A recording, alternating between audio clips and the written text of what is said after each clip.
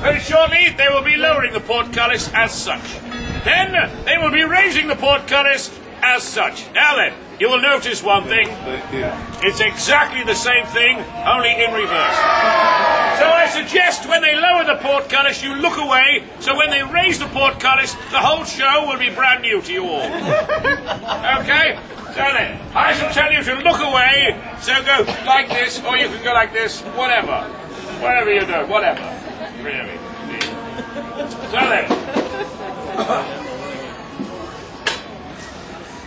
This is as good as it gets, by the way. I don't want to oversell it to you. Here it comes. Wait a minute. Now the gentleman on the right-hand side in the barbican there, who's just... Oh, he's gone. There he is, now waving. Camply waving. He's in charge of the great capstan, you see, which will lower and raise the portcullis.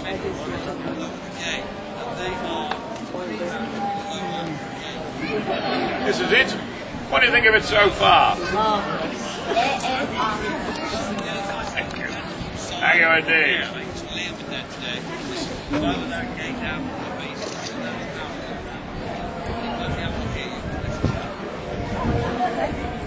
Look away! Don't look! Don't look! I'm telling you, it'll be ruined for you. You want one? That's it. That's the way. There we go. Yeah, that's called the portcullis, the gate. Now then, I'll tell you what he's talking about out there.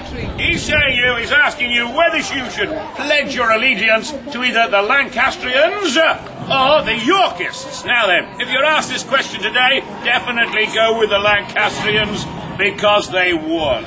Okay, everybody got that clear? Indeed. Now then, what we're going to do for a few minutes here, we're going to tell you about a strange sport we play here at Warwick Castle called rat chucking. Yes, indeed. Now I shall demonstrate the sport to you, and then I shall tell you where this came from.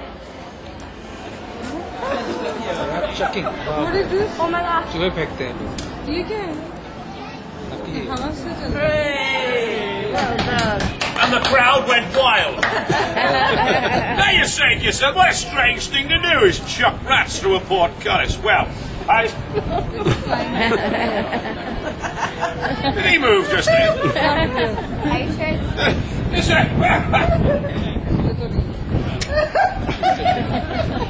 But I'll tell you where it came from. It was in the year... Hang on, I'll get on to the ferret. It was in the year of blah-de-blah that good King Billy the 23rd came to this castle. But when he arrived here, he found the castle was actually made of Lego. Well, he didn't like Lego because earlier in his life he'd had a Lego-related incident in the form of standing on a piece of Lego in his bare foot. Ooh. Now then, all raise their hands if they have ever stood on a piece of Lego in their bare foot. Look at that! An epidemic. Everybody in the world has stood on a piece of Lego in their bare foot. Yes, indeed. And a very painful thing it is indeed. So what he decided to do was tear down the Lego castle so nobody else would fall this terrible fate. And he decided that he would make the castle out of stone. Well, he put the whole Lego castle into those nice plastic IKEA boxes and put the whole castle under his bed. Now, it took him about 2.5 weeks to build Warwick Castle. Oh, wait a minute. Warwick Castle management would like me to point out that some of the things I'm telling you might not be historically accurate. So, anyway, it took him 2.5 weeks to build a castle, and as you can see, this wonderful castle was here for the splendour of everybody. I don't know what that means.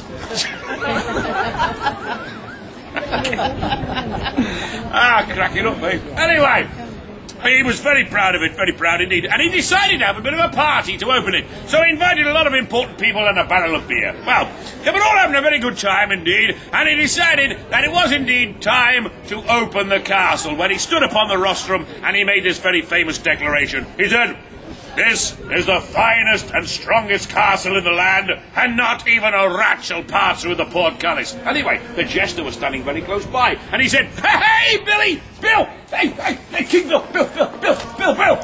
I bet you I can get a rat through the portcullis." Anyway, King Billy, he looked down at the jester, and he said, "How dare you? How dare you speak to good King Billy in that way? I shall chop your head off. And even the jester said, please don't chop my head off, King Billy. Anyway, King Billy, he was in a goodly mood that day, having partaken of the ale, and he decided to give the jester a bit of a chance. He said, I'll tell you what I'll do, jester. I shall give you 3 rats, and if you can pass one of those rats with a portcullis, your neck will be saved. So what we're going to do here, we're going to reenact that scene. I want a volunteer. You put your hand up first. What's your name? Wait a minute, I'll have to read that. Tariq. This is Tariq. Stand here, Tariq. He shall be taking the part of the jester. I shall be taking the part of good King Willie the 23rd. And you all will be taking the part of a mob of medieval half-wits that good King Billy had hired for the... What are you wearing? Hired for the day from Rent-A-Mob. Okay then. Now I want to see lots of baldrick from you all. I want to see lots of spitting. That sort of thing. Get yourselves in the mood. Okay, Tariq. He was past the 3 rats. Did you see what I did there, Tariq? Yeah. Okay. He approached the oche. The crowd went oished. The first rat was drawn back with trembling hand. He let fly with the first rat. Ooh! Went the crowd. The second rat was drawn back. Ooh! Went the crowd. It was one. It was in and out. Oh, unfortunately for Tariq, he had missed, which could only mean one thing. But good King Billy was in a goodly mood and decided to give him another bash at it. So he was handed 3 more rats. The crowd went hoist. The first rat was drawn back with trembling hand. He let fly. Ooh! The second rat went back. He let fly.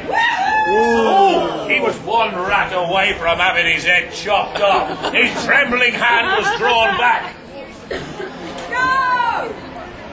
Oh! Tariq, stand here.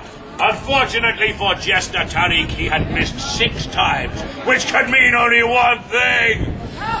Wait a minute! But good King Billy was in a goodly mood that day and decided to leave his fate to the crowd of half-wits. So then, all those that say we should chop his head off, say chop his head off! Chop his head off! I've got to be honest with you, Tariq. It is not looking good for you. All those that say we should save him, say save him! Save him! And it was 50-50. And the deciding vote went to good King Billy the 23rd. And he say that ye shall be saved. And the crowd went hurrah! Hurrah! Thank you, Tony. Give him a good big round of applause then. You can go back now. So, very shortly, ladies and gentlemen, very shortly, the mighty portcullis will be raised, and ye shall be aghast at its splendour. In fact, if you were any more aghast, you would need an aghast mask.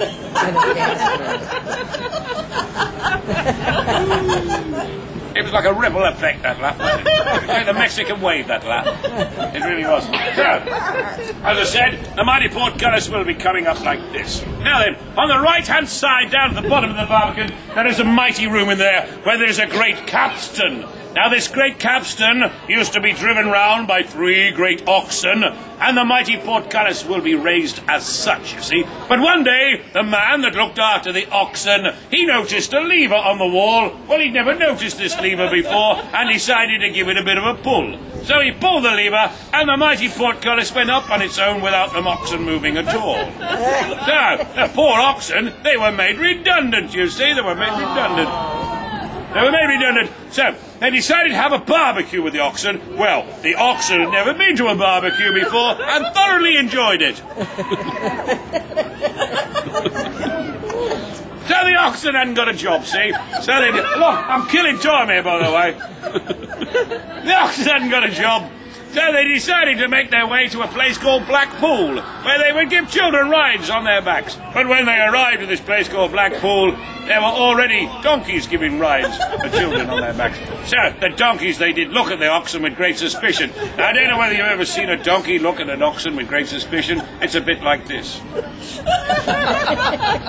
Anyway, they frightened off the oxen back here to Warwick, and they can be seen now marauding around Warwick town centre selling the big issue.